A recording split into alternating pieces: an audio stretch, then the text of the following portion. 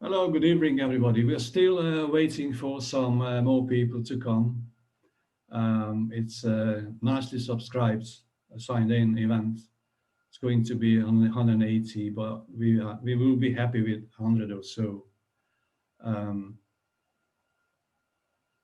It's about 55 now. And it's coming on and on, coming on. I think we should give it a few more minutes. I just unmute myself again.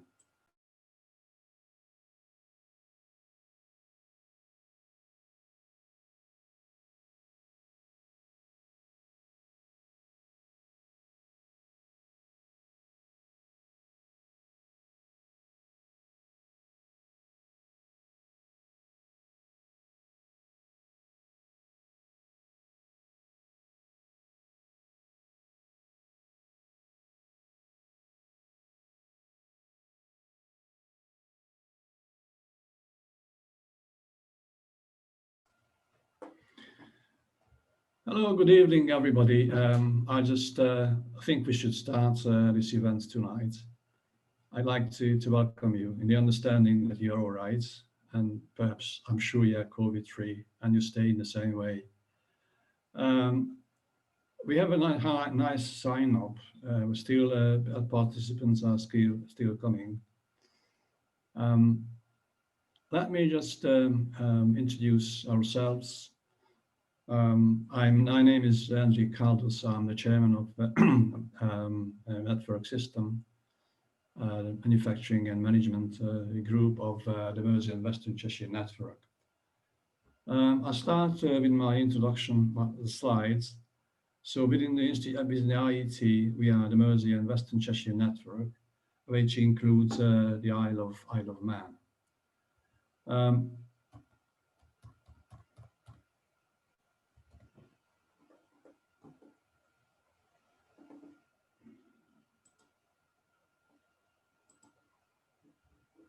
Just a bit of an idea about our area. It's quite a huge area, as you see it on the screen, north to south, and from the west to the east.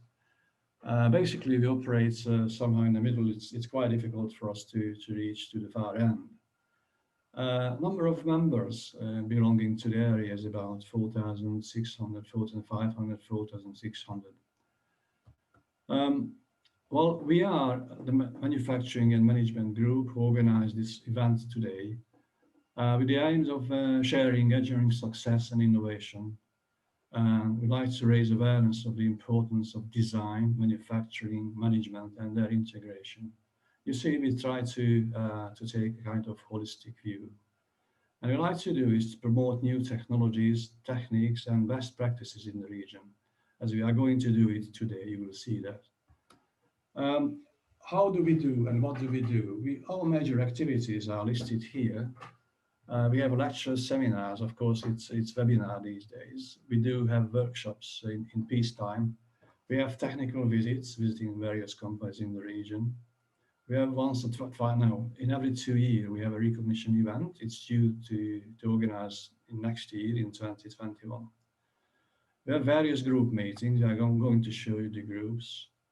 We have one annual dinner a year, which next year in 2021, we have to miss it, unfortunately. And describing our activities, we have a newsletter twice a year.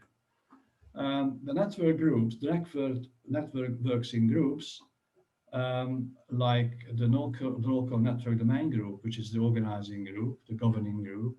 We have subgroups like school liaison officers looking after the young ones, the school age. We have young professional group, professional ones, university students, PhD, and various courses, and young ones in the industry up to the age of 30. We have a group called Electronics and E-Systems. We have Energy and Environment, which has just replaced the Power Group. It's a new group. And in this orange color, that's what we are, this group, Manufacturing and Management. And we included biomedical engineering recently. You will see a webinar in November. And geographically, Isle of Man group belongs to us. I wonder if is there anybody from Isle of Man? Perhaps we can have a little chat. Today, this evening, what we are going to do, we are going to enjoy, perhaps, I'm sure, robotics, current trends and transformation journey today. And the one after, let me just tell you, the next one is on the 4th of November, another webinar. It's biomedical engineering in the School of Engineering at the University of Liverpool. Just to show you the cover page of the recent newsletter, which was printed in 2020. Well, this is available in print form, but we're going to stop it. We use electronics on the IT side and the PDF by email. So you can have it if you let me know you need it. Well, how can you contribute to our work? As you have done it today, please do come to events in the future as well. Please do join a group. We expect some more members to be with us. And try to involve your company. We have loads of companies around the region, and perhaps your company is just as interesting as the other ones. I'd like to thank you for your support regarding our IT activity. Well, the main contacts I'd like to let you know, Rob MacDonald is the local network chair with this email down here. Michael Gilbert, who is the deputy chair of the group, with the email down there. He's going to give us this talk tonight. And my name is Andrew Carlos. I am the chair of this group with my email address. Coming to today's event, the title is there, Robotics Current Trends in the Transformation Journey, which will be very nice. Well, Philippa Glover is the first speaker, Managing Director of CNC Robotics. Philippa was very kind and joined us tonight, together with Michael, who has organized this whole event, who is the application manager in the company. Well, the CNC Robotics is a leading robotic system integrator in the area, and they specialize in machining applications, which is fantastic. They pioneer the use of robotic systems as an alternative to CNC machines, which makes operations more flexible. And tonight, they're going to give us a talk on current trends in the transformation journey. Just to tell you a few words about the arrangement tonight. The timing, the webinar itself, it's going to take about, I think it's not more than 40, 45 minutes, depending on Philippa and Michael.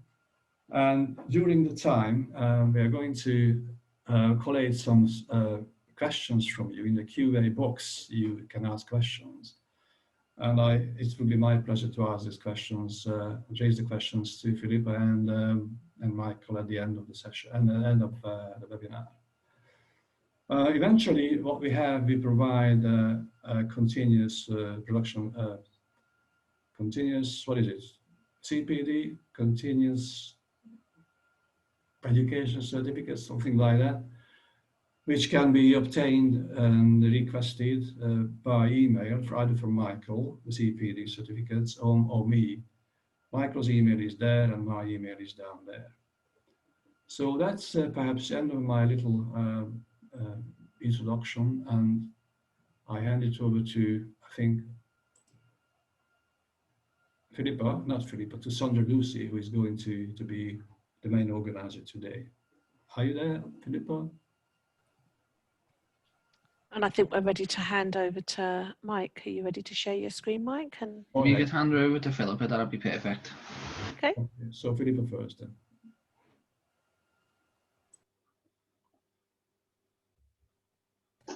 Hi guys, thanks very much for joining us tonight. Just apologise in advance, my children are currently in the process of going to bed, so hopefully we won't be disrupted by a 4- and 7-year-old. So let's see how this goes. So really lovely introduction from Andrew, and as he said, CNC Robotics are the UK's leading integrator specialising in machining applications.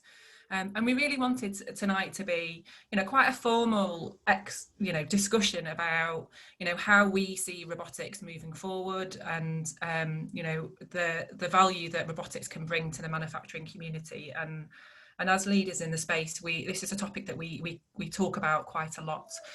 Just for those who don't know who we are and what we do, we just wanted to give you a bit of a brief explanation about CNC Robotics. So we're a world leading robotics company based within the Liverpool City region opposite Aintree Racecourse, and we specialise in machining applications. As a company, we're really lucky that we've been recognised for our growth and innovation, and have featured in various different lists and awards as a result of our contribution to advanced manufacturing. The solutions that we offer to our clients is typically broken into 4 key areas. So we provide research and development services for innovative manufacturing solutions that would be looking at solving a manufacturing challenge using robotics and automation. And that's something that Michael and I will talk about shortly. We also provide turnkey robotic solutions. So sometimes these can be standard systems that we've designed and developed. Other times we have to do some bespoke work to enable that to address a specific manufacturing challenge that a client has. We work with the manufacturing community very much in the industry 4, so digital manufacturing space, integrating kind of that man, machinery and technology to really make manufacturers as smart and as effective as they can be. And then finally, which is often one that I always say to people is more important than any of the technology, is that we strongly believe in empowering and developing the team. So there's a strong emphasis of training, backup and support that the team provide to ensure that, you know, our clients and those working within the manufacturing community really can understand how the robotic systems work and take full ownership and develop from maybe a CNC machinist into being a robot engineer. And Michael has supported many clients along that journey, and they're now really pushing the boundaries of how they're using robotics in the shop floor, and that is fundamental to what we do.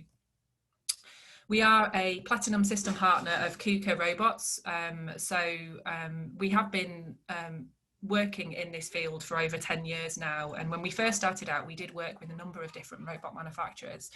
But for the systems that we do and the client base that we have, we really find that the global and strategic support that we get from KUKA absolutely enables us to design and develop the best solutions.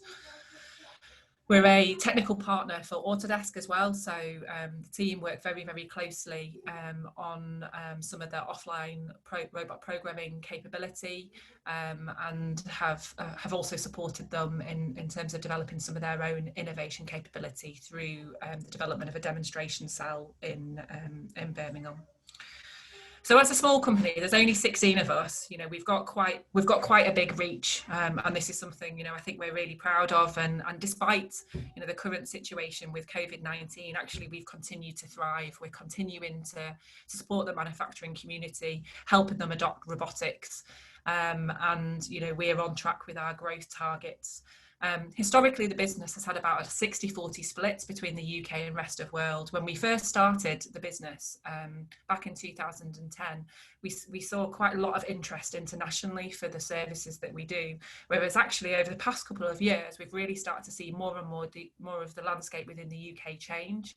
And for those of you who are familiar with robotics and the numbers from the International Federation of Robotics, you probably will know that the UK is behind the number of robots deployed versus our peers. And, you know, there's lots of thoughts as to why are we behind, you know, why aren't we, you know, adopting robotics at the same pace as some of our European colleagues.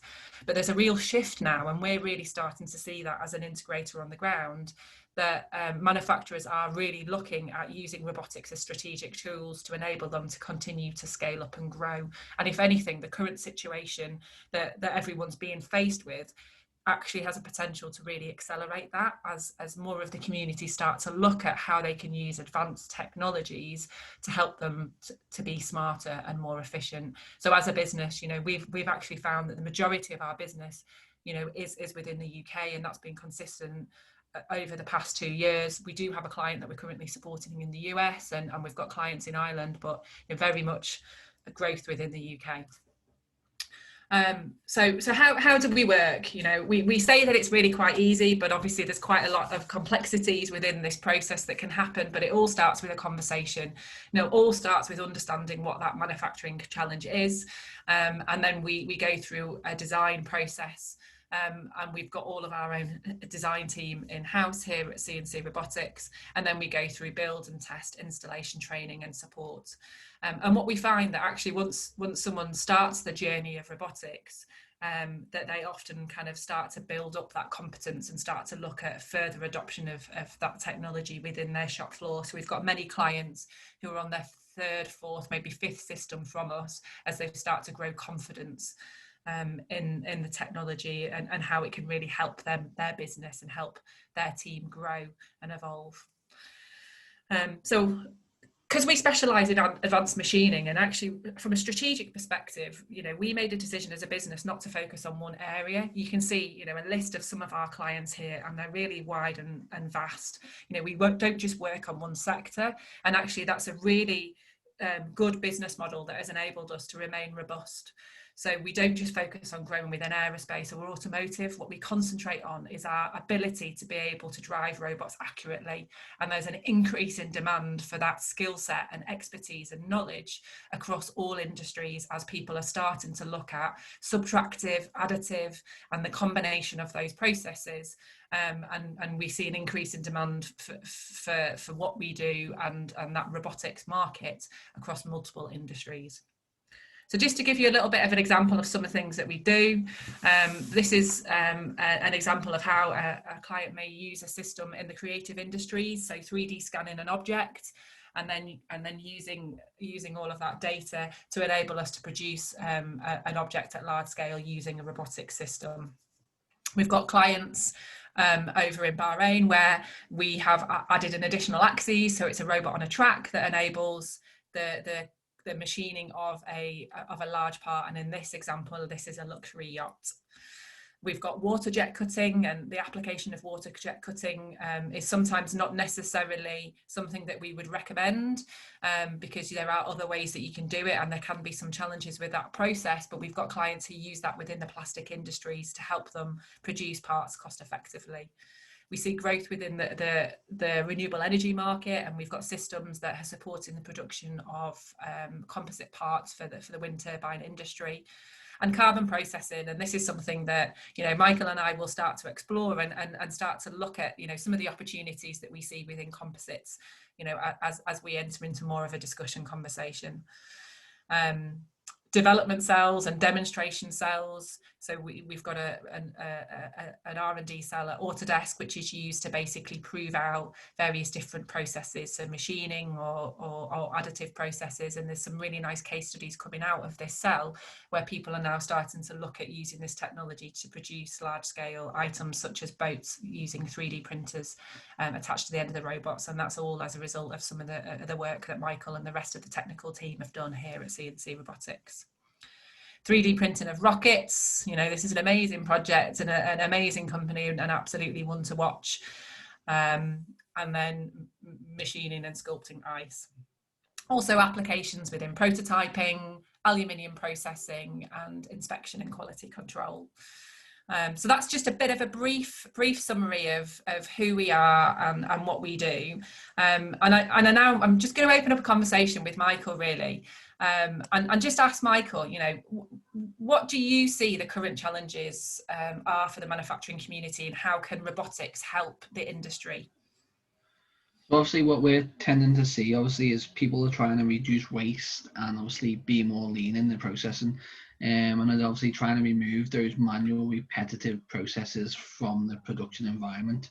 Obviously to be more lean, they don't want to waste material, they don't want to be getting rid of it, they don't want reliance on obviously repetitive labor.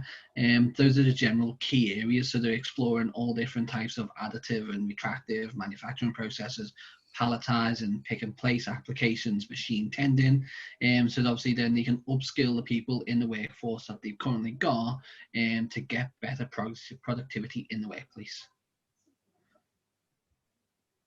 So Michael, you know, as part of the technical team here at CNC Robotics, and, you know, I suppose someone who's tasked with, you know, developing these systems, what are the key technology trends that you've been seeing that will help the robotics community support the manufacturers? Obviously, everyone's pursuing additive manufacturing at the minute in its various different forms, and obviously we're keen to explore that area as well. That's obviously something that's going to be broad across all different industries, from construction industry to aerospace to obviously tier one automotive. Everyone's looking at the various different forms of additive, whether it be polymers, metals, plastics, and obviously using those sorts of processes to improve the manufacturing processes along with generative design to produce lighter, more time efficient products to be integrated into their products for the manufacturing industry. And is there a specific sector that you think that there's going to be real growth in? I think more SMEs is probably going to see more of a significant growth. Obviously, robotics is heavily ingrained in the larger industries, but it's being fed down to those smaller industries, the smaller workshops, the supply chain, where they've not necessarily had those technologies in the past. And obviously, they were scared and obviously not willing to adopt in those technologies because it wasn't widely available or as supported as it is now. So those technologies are becoming more readily available to the supply chain, and now that they're adopting, that's going to be obviously beneficial for both people up the chain and down the chain. Yeah, and thinking about that SME, so we work with a lot of SMEs here at CNC Robotics. You know, obviously you're often tasked, Michael, aren't you, with supporting them on that journey. So from initial kind of scoping of what the manufacturing challenge is to rolling out the system. Can you share an example of a project and maybe some of the learnings that we've had working with that SME community and how we could help them further as a technical community? So one project in particular, obviously I've explored previously in the past from other IAT events, is obviously a company called Carbolite Zero, and obviously you can find various different case studies on that project through Hexagon. And what it was, we supported the customer to improve their manufacturing process, whereby they were using 3-axis machines for quite a rigorous manufacturing process of highly thermal properties materials that were quite, well, they created a very not so nice environment for the workers. There was lots of dust egress and it was very dirty, not so nice to be in. And also they wanted to go on a bit of a digital transformation journey whereby they could have an adaptive dynamic manufacturing process that was controllable and manageable and editable on the fly. So we created a machine whereby they could constantly dynamically change the production run that was on the machine, and it would prompt the operator at every stage as to what parts were going to be loaded into the machine. So there was always information available, so nothing was missed. All of the parts were cut correct, and it could be edited, they could change it, and obviously get the best out of that machine on a day-to-day basis, without obviously having to go through the rigmarole of stopping the process, changing the job list, putting in extra cutting paths, taking out cutting paths, and obviously it was all fluid, all done over Ethernet, and it was completely editable. Yeah, and Carbolite is a really interesting example that you brought up there, Michael. So, you know, as a result of moving from a traditional flatbed router and moving to a CNC robotics system, they've been able to increase cutting speeds by 8 times, which is really significant. What impact has it had on the design team at Carbolite? You know, has it enabled them to unlock new possibilities that can help them further innovate? Yes, so obviously they've got a more flexible machine, so obviously the types of tooling that they were using before wasn't available on the type of machine that they had, and obviously they didn't have the capability of 5-axis machining, they only had access to 3, so they could get more creative with the types of parts that they were creating, as well as tendering for more work. And what challenges did they have along the way with that? So, you know, often, you know, as a technical community, we're tasked with developing new skills quite rapidly. What did you hear from the technical team in terms of their main challenges? Yeah, so it was fear amongst the employees for the unknown. So obviously, as we get with every machine sold, there's obviously an embedding period where new technology comes into the manufacturing environment, and not either some people will either adopt it and take ownership, or others will try and obviously refrain from being involved in that process. And generally what you get is those initial obviously teething issues where people are getting comfortable and used to the machine before they really start to try and push the boundaries. Obviously with that system, there was obviously a lot of new technology involved. There was a big learning curve, obviously, for the people involved, and they wanted to be responsible largely for their own maintenance and upkeep as well. So that required extra training in terms of like process recovery, breakdown, maintenance. And obviously now that they're fully ingrained with that system, we don't ever hear from them. Unless actually we don't hear from them at all.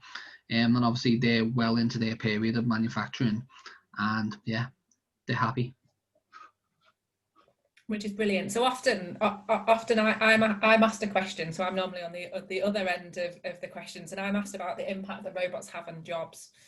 You know, what's your view on that, Michael, and what do you think the opportunities are? Yeah, I don't think they get rid of jobs. I think obviously that's what we tend to see a lot of. Obviously, I've been into lots of different manufacturing environments, and from small companies to large companies, and generally that's the first thing people tend to think when the bosses or the powers that be are looking at obviously automating or bringing in robots. Oh God, here goes all the jobs. But that's not the case. Obviously with all of our machines, we obviously empower the customer to take large amount of ownership for that process, and then be involved in developing and further utilizing the machine in future. So we don't try and take ownership of that for them, so we empower them to actually like be involved in it as much as possible, so that obviously upskills all of the people involved, so they become obviously more valuable and more useful within the environment, and they get more job satisfaction out of it, I would say. Yeah, and before we go to some of the questions that have come in on the Q&A, what do you think the future trends are going to be for the next 10 years in robotics and automation? I think we're going to see a lot of hybrid manufacturing in machines, and obviously that's attractive, additive and retractive. Lots of machine tending. That's going to be a rather large area, and yeah, those two are key really. And then obviously moving on from that, inline inspection is going to be a big part of that as well. So obviously trying to remove errors along in more points of the process rather than at set stage gates, so trying to catch that waste earlier and trying to improve it. And for any of those within the webinar who are listening now who have not kind of engaged in the robotic world, what new job opportunities do you think there will be for people to enter the market? Obviously there's going to be a requirement for more robot programmers. Obviously, as a person that is obviously currently growing and expanding, as you know, Philippa, it's very difficult to find people in the industry. We struggle on a daily basis to find obviously good people. So obviously there's a big requirement in that area for people obviously to program, run robots, as well as maintain them, upkeep them, and be around. Obviously those people are very from an automotive background, and obviously they don't necessarily tend to broach outside of that area. So PLC programmers, that's probably going to be another big area. Electricians, electrical engineers. There's obviously, because obviously robotics is very much mechatronics. It's not just electrical, it's mechanical, it's a bit of everything really. So anyone that can move across multidisciplinary is obviously going to be key values. Yeah, and you just touch on mechatronics. So we, the team at CNC Robotics actually we've got an apprentice who's part of the team who is studying for a degree in intelligent machines and mechatronics at the University of Lancashire. So that's our first degree apprentice. And if anything, we see that there's more opportunities for apprenticeships moving forward in that kind of blended role, as you said, kind of that mechanical and electrical. So we've got some questions, Michael. So what program languages do we use? So we use Python, C, C++, we use ST, on various different PLC forms. So we program on Siemens PLCs, Beckhoff PLCs, Allen Bradley PLCs. We do Pascal, which is on the KUKAs. We do KUKA robot language. We do a very different form. And obviously then there's all of the G codes that come with obviously the machine inside and post processors. Yeah, so we've just had a really good question that's come in, and interesting. I've just been having this discussion today. So how do you go about safety with risk assessments and CE marking? What's our approach, Michael? It's quite a rigorous approach. So we use a multidisciplinary team. So we don't just do one person attacks that process, obviously. So we got myself that's involved in the process from an application side. We have an electrical engineer, we have a mechanical engineer, and we have someone that's dedicated on health and safety as well.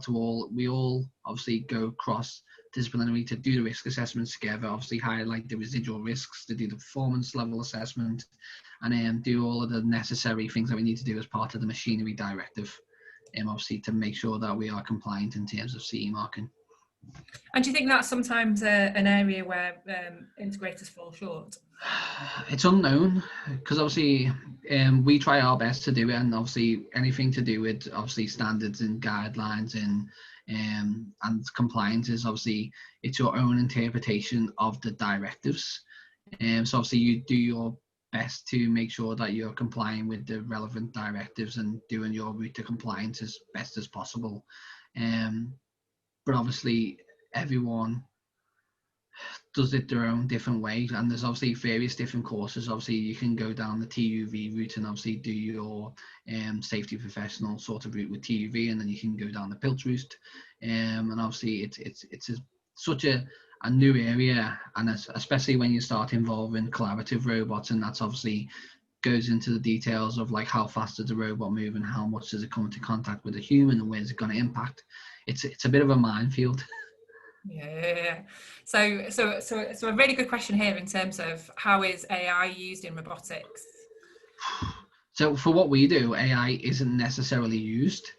It's not necessarily relevant as at the minute for what we're doing, obviously, but in terms of what I'm seeing research being done at the minute, we are seeing obviously people using like ROS as a way of controlling robots and using artificial intelligence to use path planning adjustments.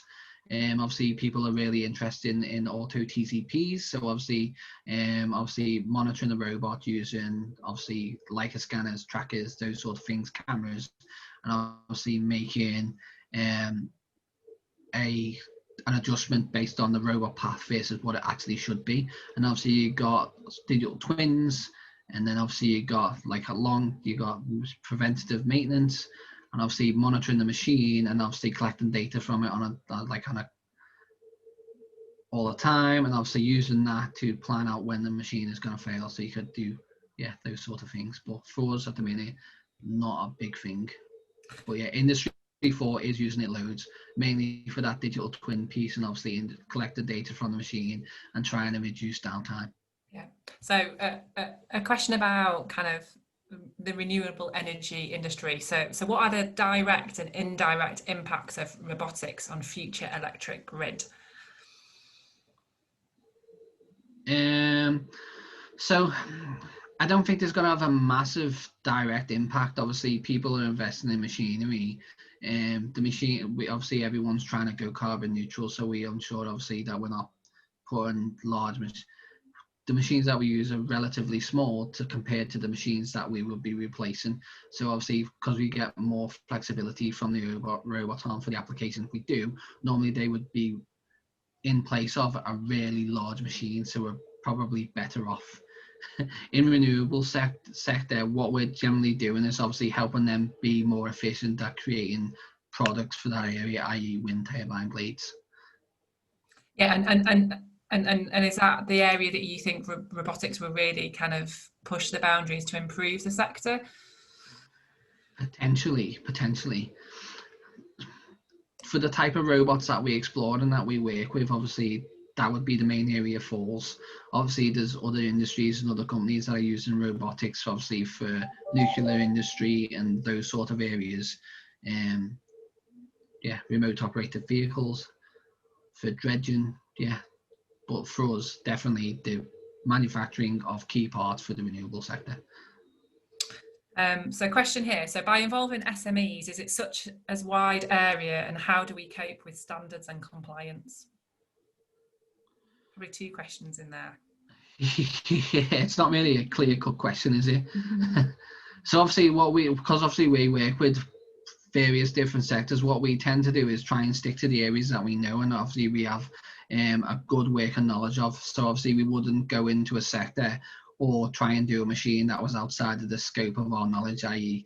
we tend not to do any ATEX rated systems, and we tend not to try and be in the nuclear industry. Obviously one company can't do everything, so we try and not overstretch ourselves and act in areas that we don't necessarily want to be in. Obviously we do go through rigorous testing processes, and obviously we work with obviously testing houses and notify bodies as much as possible to make sure that we're doing the right stuff on a regular basis. Yeah, so we really do focus on those machining applications, don't we, Michael? And we've had a good question from Ian. So he's interested in your view as the route to a very accurate industrial robot, so that's capable of positional accuracy around 0.003. I haven't got my glasses on if I've got that incorrect. Yeah, I don't think it's possible, not at the minute anyway, enough. So obviously what we tend to do is we tend to stick to a rule of thumb of 0.2 of a millimeter for what we do, and obviously that's part in CAD/CAM to machine product. Obviously you can get better accuracy when you obviously use it in a machining environment, because obviously you can machine this part, inspect the part, apply offsets, and then obviously get to the point at where you want to be. But obviously due to the machining dynamics and other factors such as like oil viscosity, expansion and contraction of joints, tooling wear, you tend to float around the sort of mean average of tolerance. Especially when you start going to like 0.05, that's probably the best I've ever achieved, but it was difficult to maintain. Just tends to float up to the 0.1, back down to 0.05 sort of area. But obviously you have to put a lot of effort in to get it there. Yeah, so just a question on our kind of hardware. So, question around, do we buy hardware from KUKA and program ourselves? Yeah, that's essentially what we do. So obviously we're an integrator, so what we do is buy bits of kit and stick it together and program it. And how do we do remote monitoring of the performance of our clients' robots? So we don't necessarily do full remote monitoring at the minute. So we've done various different formats of remote monitoring. So we can remote in and obviously monitor the states of IOs using PLCs and stuff like that. But we've looked at various different real-time databases to obviously get the data into the cloud so we can be able to monitor it. And we've looked at different solutions and tried different dashboards and all different solutions. And obviously everyone's attempting to do this at the same time, and we just haven't found a best fit for us as a small organization. Obviously there's various different ways you can do it. You can use industrial PCs and use TCP to get the data out of it. You can go down the XML, and you can go down OPC UA. There's loads of different platforms. You can do Node-RED. There's loads of different platforms for collecting data from machines with different formats, but we just haven't found a best fit for us. Yeah. So next question here. So how do you think about the trend of the application of parallel mechanism based robots in industry? Not something I've looked at. I don't want to try and answer a question that I'm not fully familiar with, being honest. So another question, any applications of robotic systems in aircraft maintenance, for example, fuel tanks? So the only sort of application we've looked at in this sort of area was 3D scanning the side of aircraft to look for defects in the panels. And that was pretty much the only sort of application that we've done in this sector. So there's another question around kind of in industry. So what's your view, Michael, on robotics in building and construction industry? So this industry is growing at the minute. So obviously you got 3D printing concrete. People are working in that area.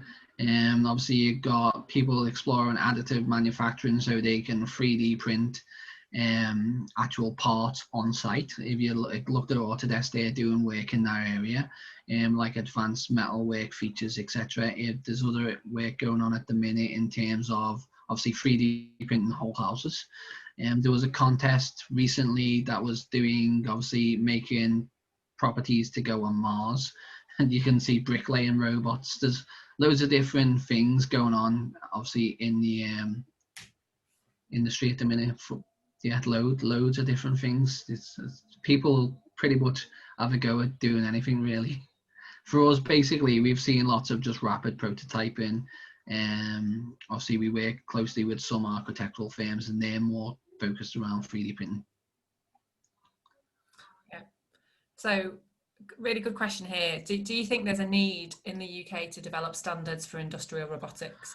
So at the minute, obviously Barra is doing a big push on trying to bring in some uniform standard for basically integrators and how integrators operate and what level they deliver. Obviously there's various different levels of integrators, from like one-man bands to system partners, and obviously there is no necessarily set level of how they should operate. You could basically start your own company tomorrow as an integrator and not know anything about robotics.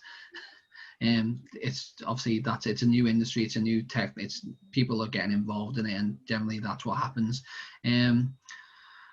What I would say is they are working towards, obviously with Barra and those types of organizations, and trying to obviously bring in schemes and training to obviously bring more into line, and obviously training people and making people aware of what to expect in that process of obviously bringing in automation and robotics, to make sure that obviously you get the best possible solutions in the long run. Obviously we're working closely with Barra and KUKA, and obviously the notified bodies that we work with and the testing houses that we work with, to do our various different forms of testing, to ensure obviously we're continually renewing it, and we're obviously putting loads of time and effort all the time to make sure that we're doing the best that we possibly can do. Yeah, it's obviously developing, it's improving, it's growing, people are becoming more aware. When people become more aware, people obviously are more interested to know what the ins and outs are. But I don't think there's going to be a one fixed solution for it. So And I think sorry, Michael. I think you would agree with me on that, Philippa, as well. Yeah. There isn't, and I'm quite lucky that I sit on the Industrial Strategy Challenge Fund Manufacturing Made Smarter group, kind of under UKRI, and I know that there's a lot that's being done to really try and drive innovation, and really also look at kind of that standards piece. But it's a big topic, and it's not something that is going to be kind of sorted overnight. Just to answer Bob's question, so BARA is the British Association of Robotics and Automation, and they are kind of part of the PPMA group. You probably would class them as a trade body. So most of their members are robot integrators, and they have just launched a new robotic integrator certification program supported by MTC, following the model that's over in the States. Right, okay, next questions. You guys have given us some really good questions. It's quite nice to be asking questions of Michael rather than the other way around. So what is your view, Michael, on robotic application in the transport industry, for example, rail? Not something that I've seen much of, and the only thing we have done, we've worked on a project for they make the insides of trains. So basically anything that would to do with manufacturing is probably where I would say in the rail industry, you could probably, I know we looked at a project, didn't we, Philippa, to do We did. inline train repairs. I think that was with the MTC or someone. I can't remember who it was with. They were looking at potentially having a automated system whereby a robot on a sort of carriage would scoot down the track, 3D scanning the track as it goes, and then carrying out inline repairs. I think that would be brilliant. But whether we're there or not is a different matter. Obviously, you can come up with a million different ways how you could apply a robotic application to any sort of industry. I think it's whether people have got the tenacity and the implicitness to obviously invest in that technology and try and drive it forward. Obviously, a lot of what we do is client driven. Our model is based on we innovate for our customers. We don't necessarily do in-house innovation a lot of the time. So if someone was to obviously look at a application in that sector, I'm pretty sure we would come up with a nice well-rounded solution to be able to do what they're trying to achieve. Yeah, and so I think that there is a sizable opportunity within the rail industry. I think, unfortunately, as a sector, sometimes they're quite slow to innovate. But I think there's some really positive signs from Network Rail. So those of you who are aware, they've just recently joined the National Composite Centre, and they will be doing some real strategic innovation through that centre. So potentially there could be more opportunities for robotics within rail, but historically they are probably slow at adopting innovation and driving that. So there probably does need to be some support from government to encourage that innovation within the sector. So another question, what are your thoughts, Michael, around human-robot collaboration at the industrial robot end rather than the cobot scale? Is this an increasing trend? I don't like him, personally. I've used a few cobots. Obviously, we played around with UR and we played around with the LBR EWAs. And obviously, for us, it was it's not relevant because we do, as I like to call them, a lot of contact applications. And when you've got obviously dual redundant, obviously force torque monitoring on every axis, every time I tried to do something, it would just go into a safety state. So for something that's constantly a contact sport, it wasn't really ideal for me. And obviously everyone that we work with wants things to go fast. And then when you take away the guarding, you can't go very fast. So it wasn't necessarily relevant for the applications that we do. But in terms of the applications that I've seen them for, a lot of them, they have been quite successful. If you look at the LBR EWA integrations that KUKA UK have done in the BMW Williams mini plants doing the riveting applications, I think they've been very well placed. But obviously, I think every application, every robot has its ideal application and its ideal environment and scenario. I do think they are useful, and I think they'll be great in some scenarios. But in manufacturing, they just want fast output, and I think a lot of the time, due to the safety implications that you need to put in place to ensure that they're safe and fit for purpose, a lot of the time they won't meet the cycle time requirements for a lot of industries. Yeah. So it's a really good question here from Tess around, what's the usual failure rate and how is this countered while in the design integration phase? So we don't necessarily get a lot of failures, and obviously for us, we tend to, because obviously we do one-off bespokes, we use a massive factor of safety in terms of our design. We don't try and under-design anything. So obviously, because we're integrators, a lot of the stuff that we buy is obviously pre-made, designed and built by the people that sell them. Obviously, we don't necessarily do a lot of in-house design. A lot of our bit is buying bits of kit, i.e. spindles, welding equipment, 3D printing heads, and then obviously adapting this to go in a robot. We tend not to see a lot of failure because a lot of the stuff that we do is already CE marked and been through a rigorous testing process before we've even got it. So do you need to have a drink, Michael? Because I don't think with these questions have stopped, have they? No, it's fine. We can. So there's a really good question on return on investment, and I think this is often really topical when we're talking to our clients. What scale of return on investment do you see from clients using one of our robotic solutions? I think that's more of a question for you, Philippa, on the commercial side than me on the technical side. Yeah, so I can give you an example of one that I'm talking about next week, actually. So I'm talking at Composites UK Aircraft Interiors showcase, and they took the cost of manufacture of a seat from £32 to £7 using a robotic machining solution. So that is a significant return on investment. And not only did it give that value back in terms of production, but also there was the health and safety benefits. So this is machining a carbon fibre part, and that would have been traditionally done by hand. And those of you, if anyone is on the call is used to composites and carbon fibre, you get the carbon fibre itch. So they've been able to eliminate some of those challenges that they have. So yeah, we often see significant return on investments, both in kind of financial benefits, as well as kind of health and safety and kind of operator well-being and upskilling. In terms of the average investment in a robotic cell, that's a really difficult question, Sean, because it absolutely depends on the application. So it can really, really vary. Because we work kind of quite a lot with the SME market, although we do work with a number of large players in OEM and kind of that tier 1 level, we tend to design and develop one robot systems. So they could be anything from about 100 grand to 250, maybe even 300-400 grand. But they do tend to be at the smaller elements. So for the majority of our systems, they probably tend to be anywhere between 100 and 200,000.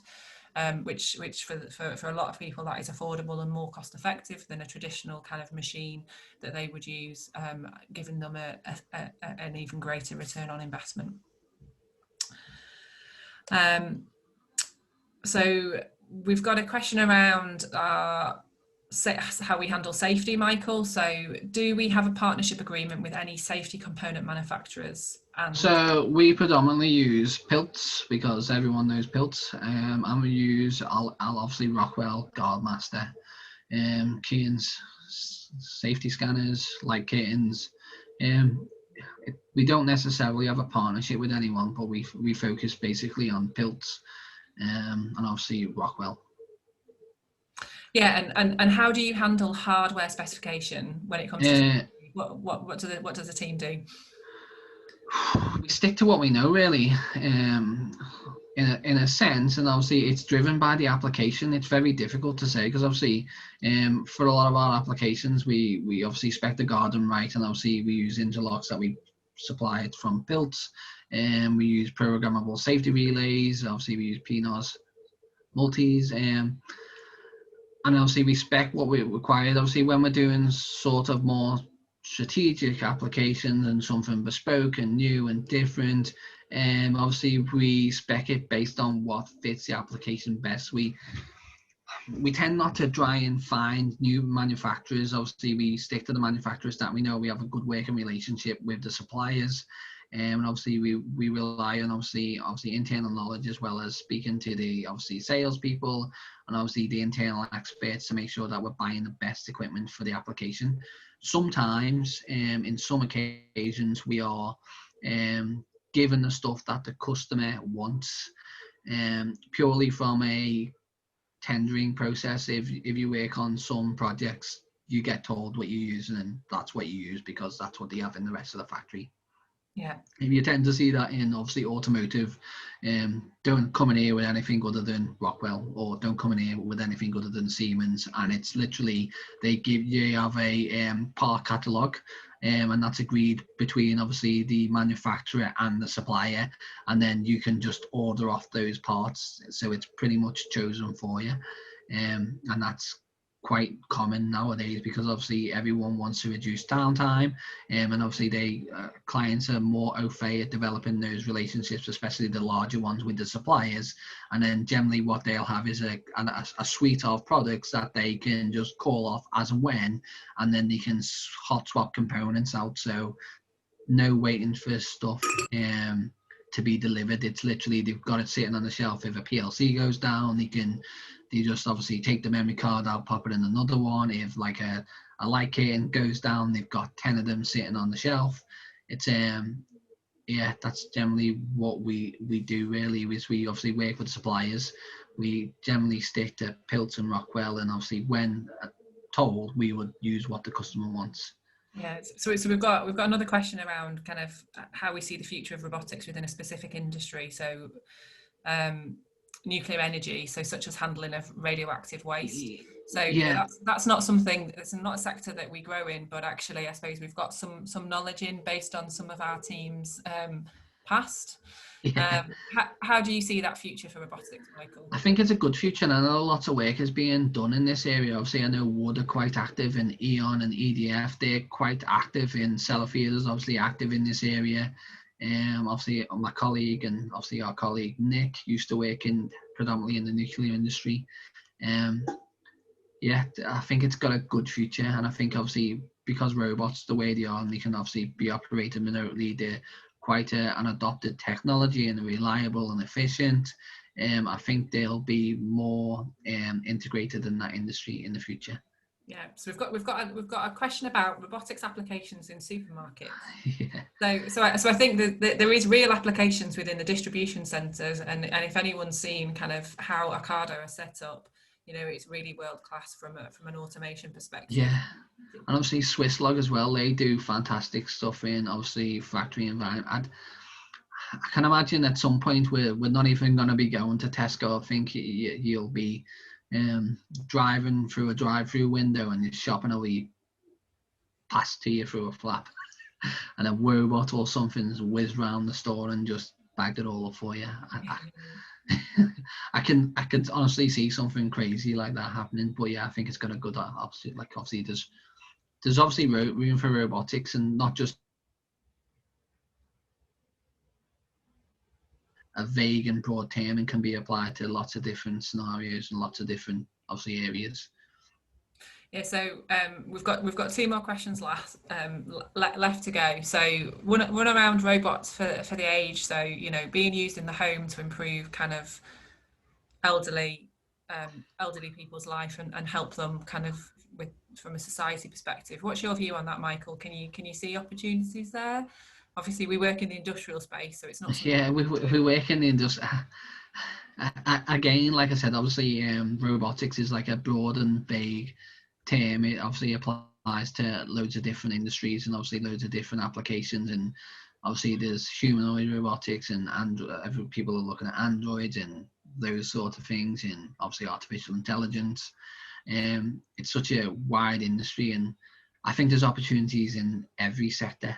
Yeah. Obviously, even down to, you could say, like obviously artificial intelligence in your smartwatch and stuff like that. It could be used obviously across all different applications.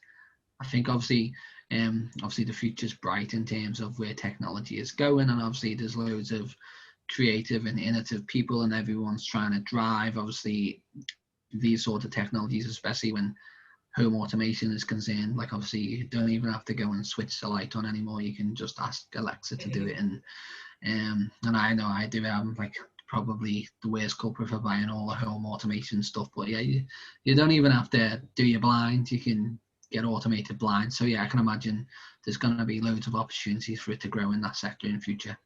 So we'll end on the final question, unless anyone else has got any more questions, which I think is a really nice one, you know, given the topic. This is all about continuous professional development. Michael, what advice would you give to someone wanting to be in mechatronics? I think it's probably the perfect time to try and get in this industry. Obviously I took an indirect route and obviously went down the open university route and distance learning, and then obviously tried to get my foot in the door and developed from a low level and worked my way up. But obviously there's loads of different routes, and obviously there is more and more obviously companies in this sector now. So obviously there's loads of different routes to enter, and obviously not just obviously integrators and robotics companies.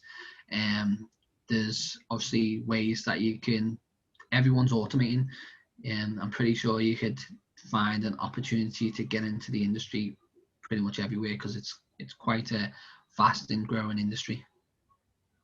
Yeah, absolutely. Yeah, it's not as difficult as it used to be. I would say it's more readily adopted, and for people that are interested, there's plenty of different routes in. Obviously, most colleges now are adopted in robotics. Kuka churn out ready to educate cells like they're going out of fashion, and I'm pretty sure you never used to see it. I didn't see a robot when I was at college, and it used to be just lathes and mills and XYZ machines. But now you can see robots. They've got PLCs. They've got all pneumatics equipment, hydraulics. So all of that technology is obviously being ingrained in the education sector. And obviously we work quite closely with all of the local colleges. And one of our other directors, Medina, she's a board member on a college. So yeah, it's becoming more adopted into the education sector. So I think as industry moves on, it'll be quite easy because you will have already had the opportunity to learn it in the educational environment. Yeah, and I would say that you know, it's also about you make your own opportunities. So I suppose, Michael, you're where you are because actually you found a company that you wanted to work for, i.e. CNC Robotics, and you made it happen, and you've approached everything with that real strong can-do attitude, as well as backing that up with, you know, exceptional technical skills. So a lot of it also comes down to creating your own opportunities. Yeah. So we've got one final question about any application possibility in agriculture. I reckon this is going to be a massive thing in the future, purely from a farming point of view, like picking. Obviously, I think everyone was familiar with Brexit this year and the many sort of different horror stories that were on the news and all that. And I think there was plenty of times where they said, oh no, we can't get no one to pick the fruit and veg from the field. So I think that'll be a massive area for automation and growth. Because obviously people need feeding, fruit and veg needs to grow, and someone needs to pick it. I don't think it's one of those jobs that not many people want to do. I don't know why.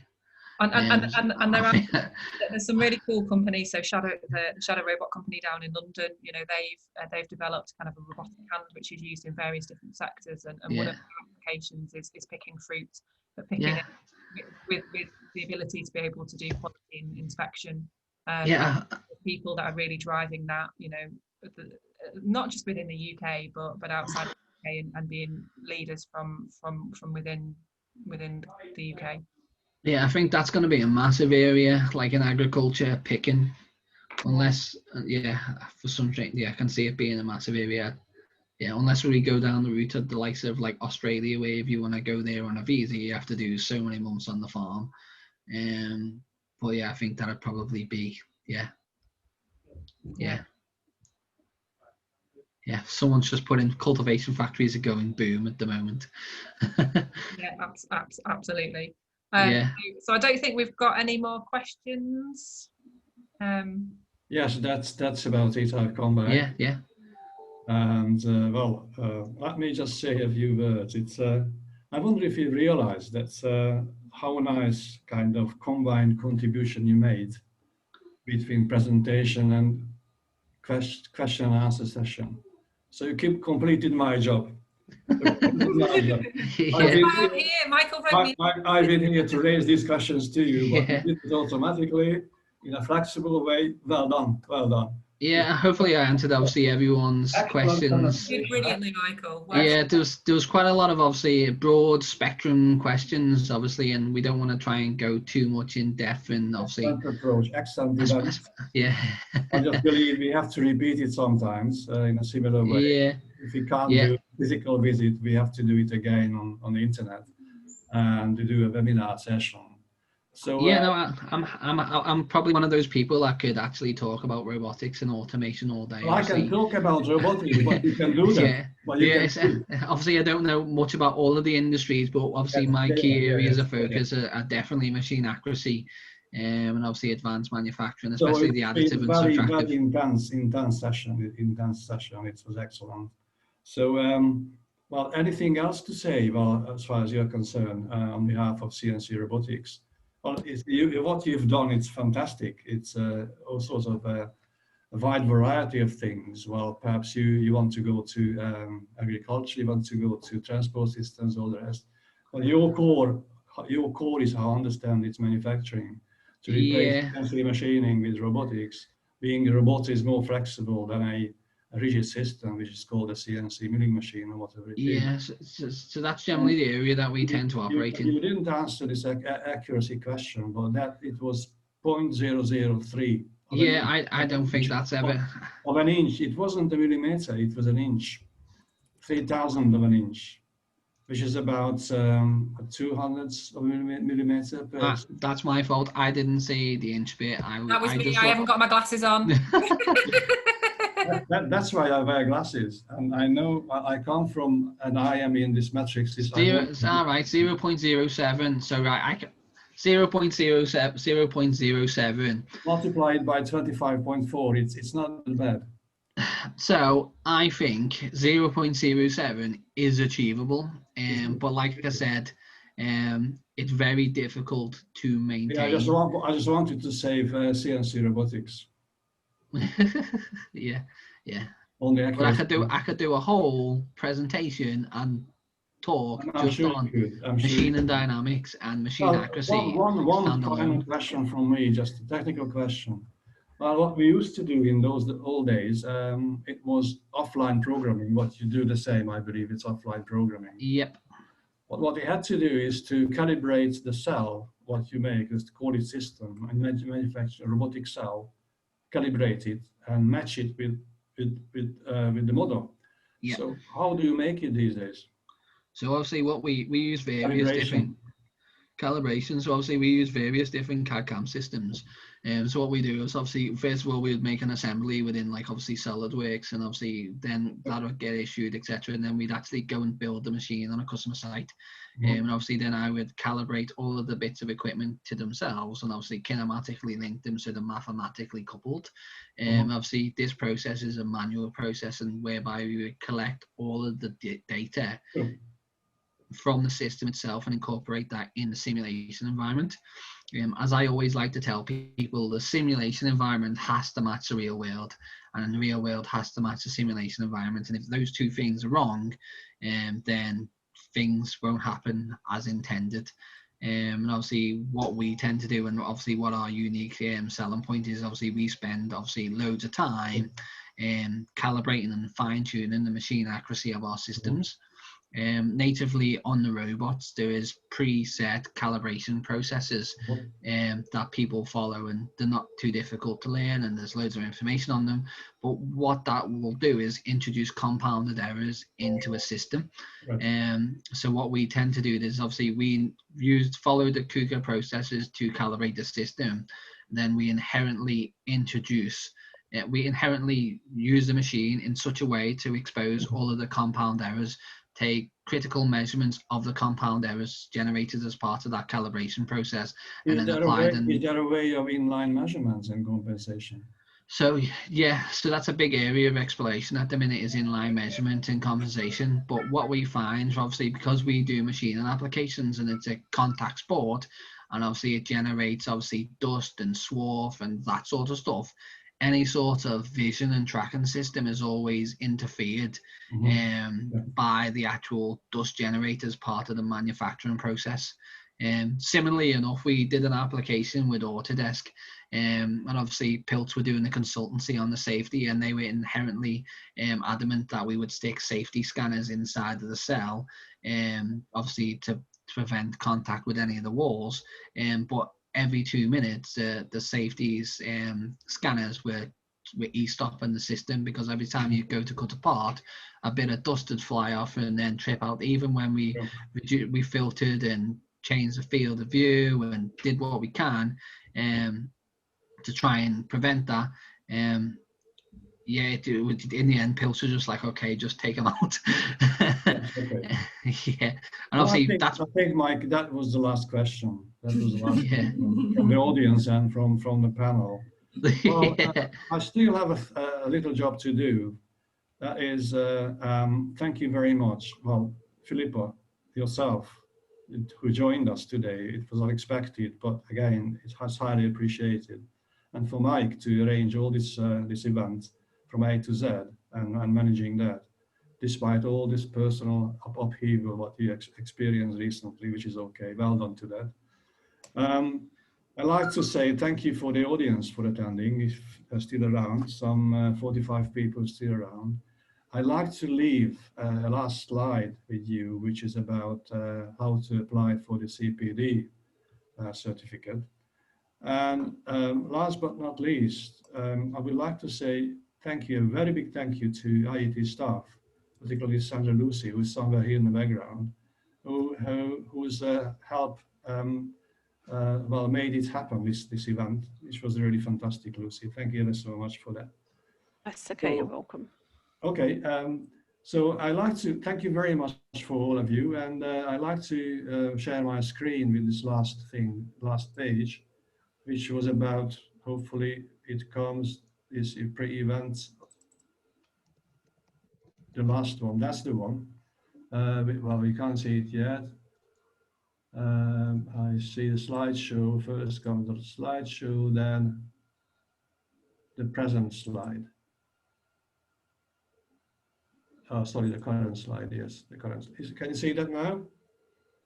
So Yep. CPD provision, I know now what it is now because some panel members have me. I have to contact Michael with that on that email address or me, andrewcarlos@nta.com. Well, Mike is, if you contact Mike, I will appreciate that. He does a much better job than I do. Is that right, Mike? Fine by me. Just contact me, and I'll obviously be able to deal with the CPD certificates. Well, I don't know, so I can do that. So Lucy is here. Are you here with us? Are you here with us, Lucy? Yep. Just to say thank you, and thank you to the speakers. Everybody was lovely and clear, and some great questions. Really dug you Absolutely, deep. yeah. And thank you very much. And just to wish everybody a very good night. Yes. Thank you. Take care of yourself. Thanks, Philippa. Thanks, Michael. Thanks, Lucy. Bye now.